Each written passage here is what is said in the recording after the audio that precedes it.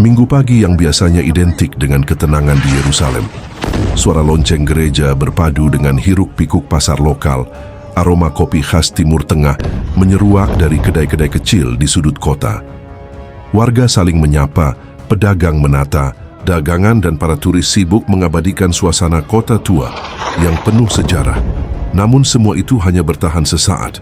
Sekitar pukul 0.15 waktu setempat, dentuman menggelegar memecah langit. Sebuah rudal balistik presisi tinggi diluncurkan dari Iran, melesat cepat menembus pertahanan udara dan menghantam langsung jantung kota.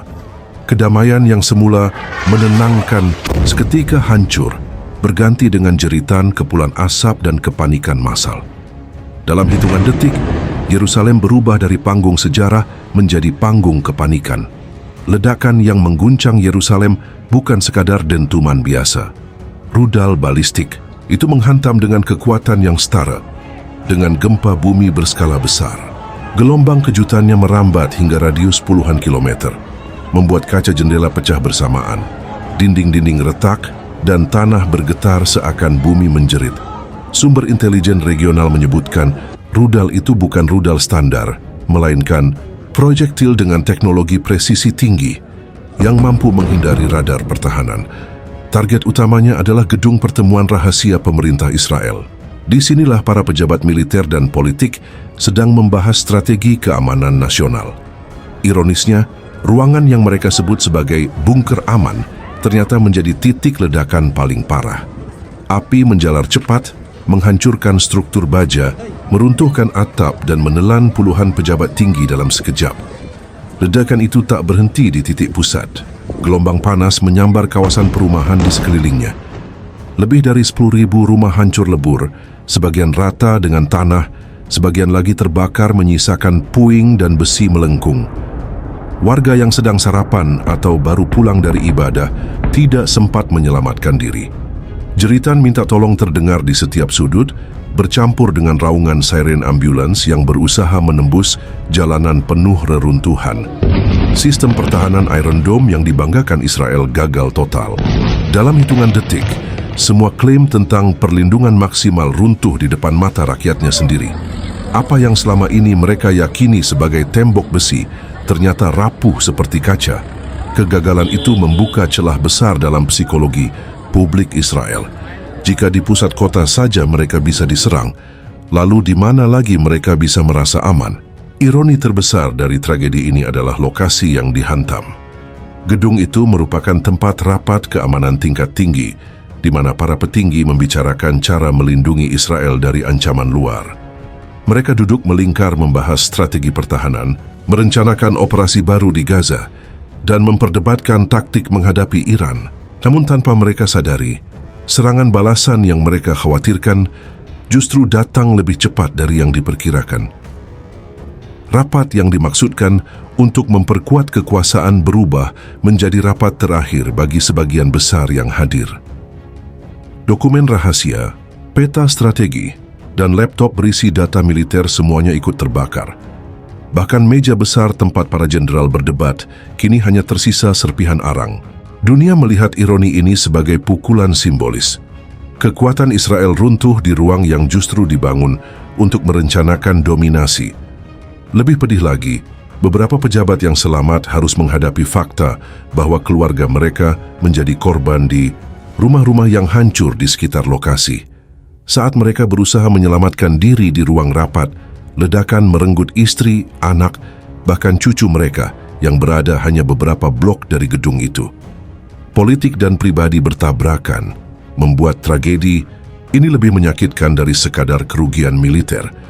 Media internasional menyebutnya ironi berdarah. Bagaimana mungkin sebuah negara yang selalu menekankan teknologi keamanan justru gagal menjaga jantung pemerintahannya sendiri? Bagaimana mungkin mereka bisa membicarakan invasi sementara rakyatnya sendiri berlarian tanpa tempat berteduh? Kehancuran ini membuka luka psikologis yang dalam. Israel kini tidak hanya kehilangan aset fisik, tetapi juga kehilangan kepercayaan rakyat pada sistem politiknya. Dalam waktu singkat, pemerintah yang biasanya tampil penuh wibawa kini tampak seperti boneka rapuh yang terhempas badai sejarah. Benjamin Netanyahu selama puluhan tahun dikenal sebagai sosok keras, penuh retorika, dan seringkali tampil garang di depan kamera. Ia berdiri di podium dengan tangan mengepal, suara lantang dan tatapan tajam, seolah ingin meyakinkan dunia bahwa Israel adalah negara yang tak terkalahkan. Namun hari ini, citra itu runtuh. Ledakan di Yerusalem membuat Netanyahu harus dilarikan ke rumah sakit dengan kondisi kritis. Tubuh yang biasanya tegap kini terbaring lemah, dengan kabel-kabel medis menempel di dada. Oksigen menutupi wajahnya, monitor detak jantung berbunyi tak menentu, dan dokter berlarian di sekitar ruang ICU.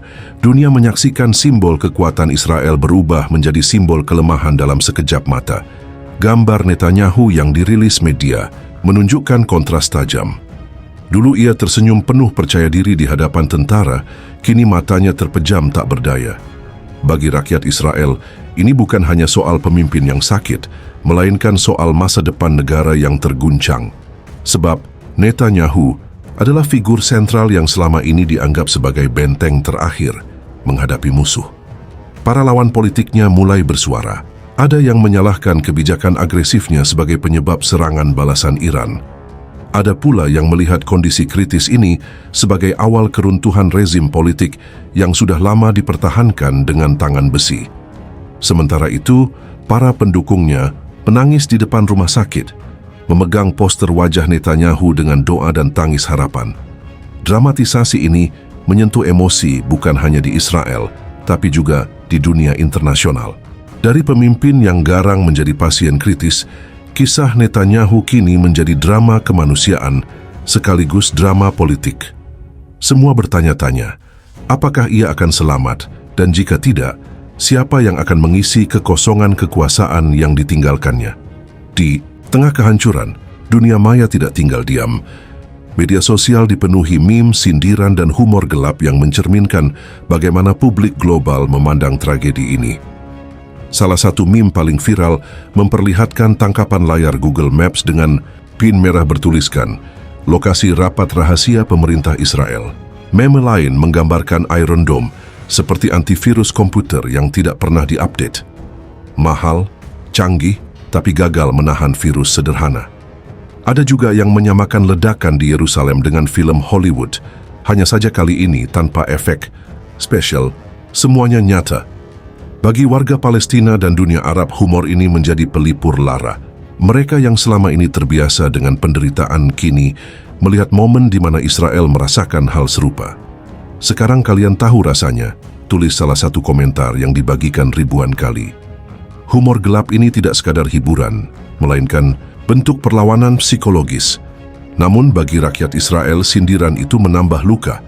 Mereka yang kehilangan rumah atau keluarga kini harus melihat tragedi mereka jadi bahan candaan dunia. Inilah wajah perang modern.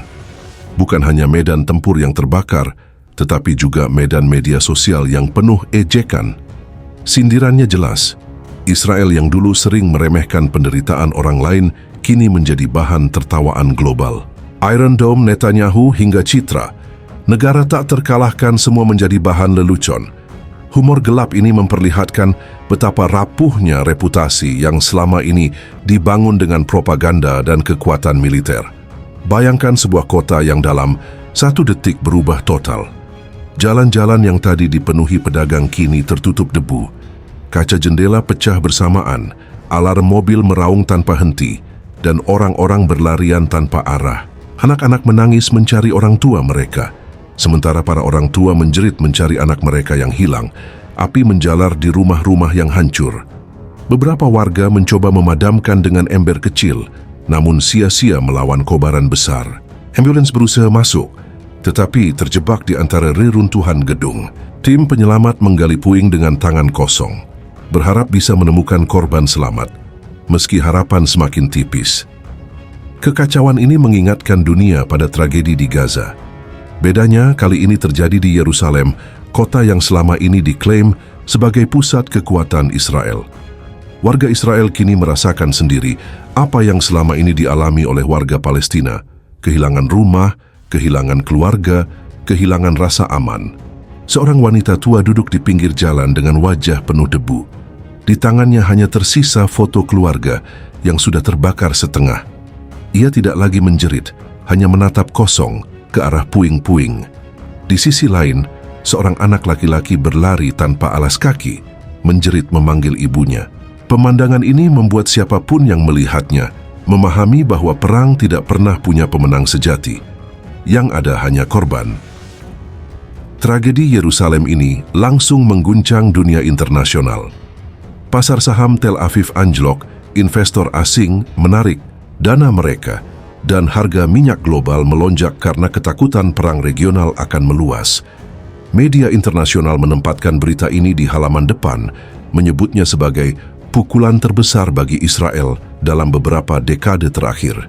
Amerika Serikat, sekutu utama Israel, mengutuk serangan Iran tetapi juga mendesak agar Israel menahan diri. Gedung Putih khawatir, jika Israel membalas dengan serangan besar-besaran, perang regional tidak akan terhindarkan. Uni Eropa menyerukan investigasi, sementara Rusia dan China menuding Israel sendirilah yang memicu balasan dengan kebijakan agresifnya. Di dunia Arab, reaksi berbeda. Banyak negara secara terbuka menyebut serangan ini sebagai keadilan sejarah. Media di Mesir, Lebanon, hingga Suriah menayangkan liputan panjang yang membandingkan kehancuran Yerusalem dengan kehancuran Gaza. Bagi mereka, inilah cerminan bahwa kekerasan yang ditabur Israel akhirnya kembali ke tanahnya sendiri. PBB menggelar sidang darurat. Stefan Dujarric, juru bicara Sekjen PBB, menyebutkan bahwa tragedi ini bukan sekadar konflik lokal, melainkan ancaman serius bagi stabilitas global. Dunia khawatir, jika eskalasi berlanjut, harga energi bisa naik tajam, arus pengungsi meningkat, dan konflik bisa menjalar ke negara lain. Reaksi dunia ini menunjukkan satu hal, Israel kini tidak hanya menghadapi musuh di medan perang, tetapi juga menghadapi krisis kepercayaan di panggung internasional. Pertanyaan besar kini menggantung, apa langkah Israel berikutnya?